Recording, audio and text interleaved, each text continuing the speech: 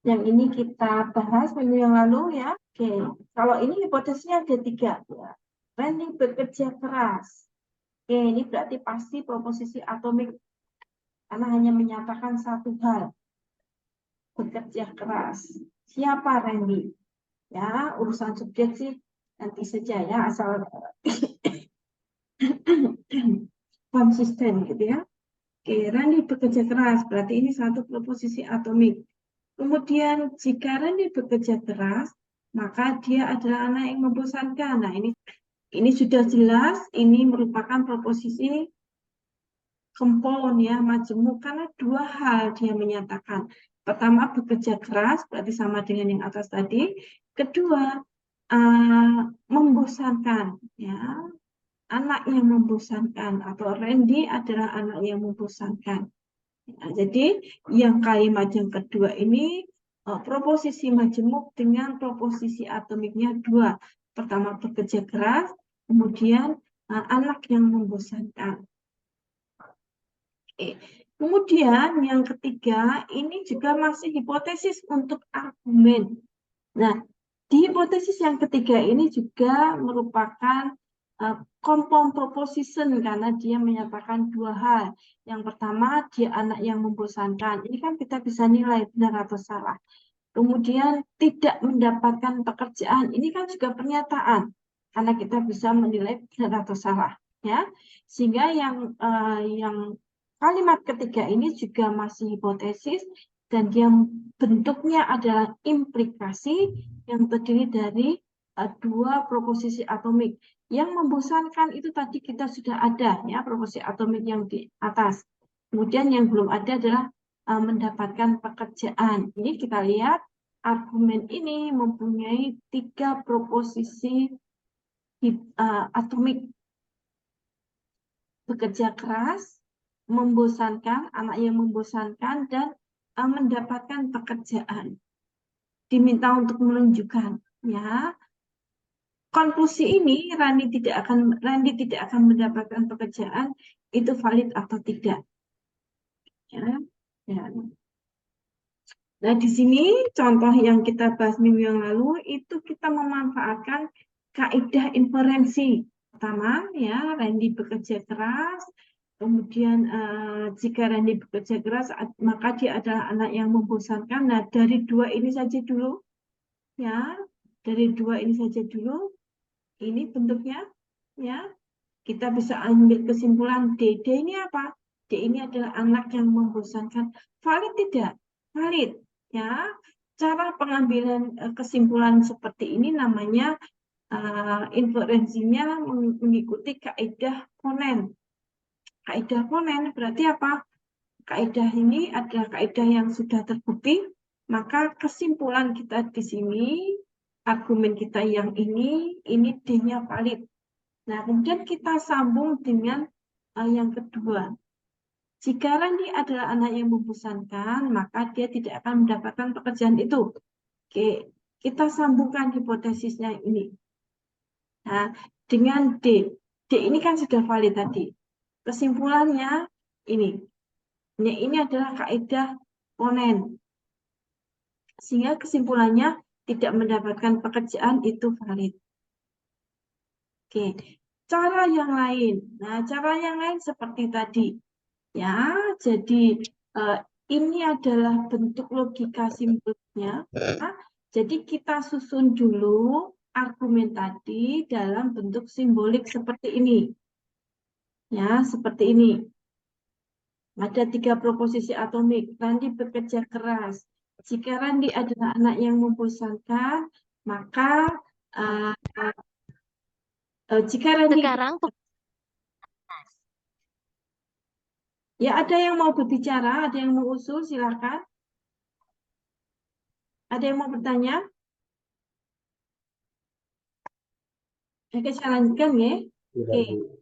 Oke, jadi kan tadi hipotesisnya kan ada 3. Randy adalah, nah kita baca ya. Randy bekerja keras. Jika Randy bekerja keras, maka dia adalah anak yang membosankan. Jika Randy adalah anak yang membosankan, dia tidak akan mendapatkan pekerjaan itu. Jadi, kan gitu. Randy tidak mendapatkan pekerjaan. Itu argumennya. Nah, apakah valid mengambil kesimpulan seperti itu, argumen itu? Oke, yang pertama, Randy bekerja keras. Kemudian, hipotesis yang kedua, jika Randy adalah anak yang bekerja keras, maka jika Randy bekerja keras, maka dia adalah anak yang membosankan. Berarti simbolikannya adalah jika W, maka D. Ini saya tuliskan secara simbolik. Ya, kemudian hipotesis yang ketiga apa tadi? Ya, hipotesis yang ketiga, jika Randy adalah anak yang membosankan, maka Randy tidak akan mendapatkan pekerjaan itu. Nah, simboliknya ini. Jika Randy adalah anak yang membosankan, berarti D, maka J. J-nya non J ya, karena tadi proporsi atomiknya J itu untuk mendapatkan pekerjaan, padahal hipotesis untuk argumen ini adalah jika Randy anak yang membosankan, maka dia tidak akan mendapatkan pekerjaan. Berarti ini non J.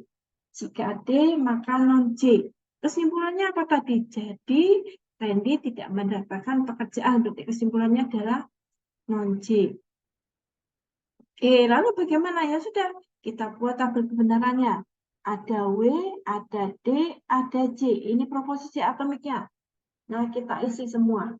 Lalu ada apa lagi? Nah, biasanya non itu dioperasikan lebih dahulu ya, negasi dari J. Nah, ini adalah negasi dari J. Tentu saja nilai kebenarannya adalah yang berlawanan dengan nilai kebenaran dari J. Oke, kemudian apalagi ada proposisi di situ? Proposisi jika W maka D. Kita buat kolomnya jika W maka D.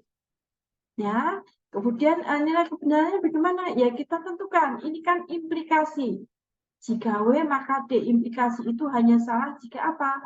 Jika hipotesisnya itu benar, konklusinya salah. Kita cari yang hipotesisnya benar, konklusi salah di W. Nah, di W itu hipotesisnya benar ada di satu baris 1, 2, 3, 4. Kemudian konklusinya itu D itu ada di baris yang kedua.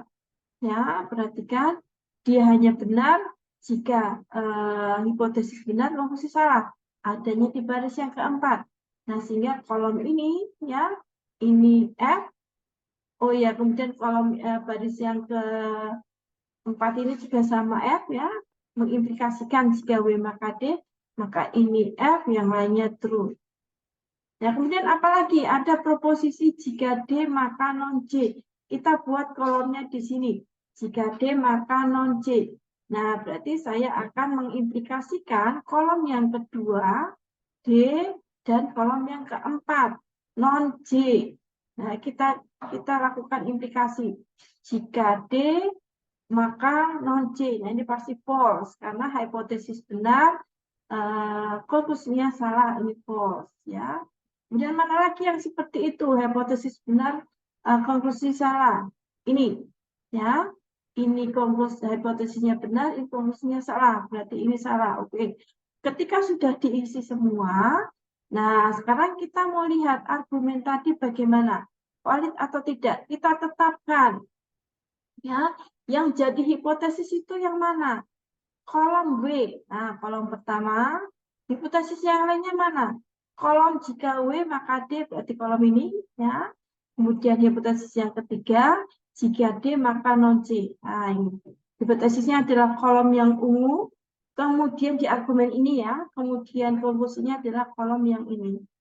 Nah, saya beri kolom. Oke. Nah, ya, sudah ya. Jadi kolom hipotesisnya adalah kolom yang biru itu, kemudian kolom konklusinya adalah yang kuning untuk argumen ini. Kita cari sekarang semua hipotesis yang true semua. Baris yang pertama tidak, baris yang kedua iya ya. W-nya true, jika W maka D true, jika D maka non J true. Kita cari, tidak ada yang lain ya, cuma ada di baris yang kedua. Hipotesisnya semua true, kemudian kita lihat konklusinya. True apa false? True. Nah, berarti ini memenuhi tadi ya. Jadi argumen itu valid jika apa? Jika hipotesisnya semua benar, maka konklusinya juga harus benar. Ya, sehingga argumen tadi itu valid. ya, bahwa Randy tidak mendapatkan pekerjaan, itu valid argumen ini, gitu ya. Oke. Atau bisa juga dengan menggunakan ini. Nah, kalau ini memang kolomnya jadi banyak, ya. Kolomnya jadi banyak. Kalau barisnya sih ya pasti 8 ya, 9 sama headernya ya. Oke. Oke, jadi kalau barisnya pasti 8 saja gitu ya. Oke. Kemudian kita periksa, nah kalau yang paling ujung kanan ini true semua, maka argumen tadi itu valid.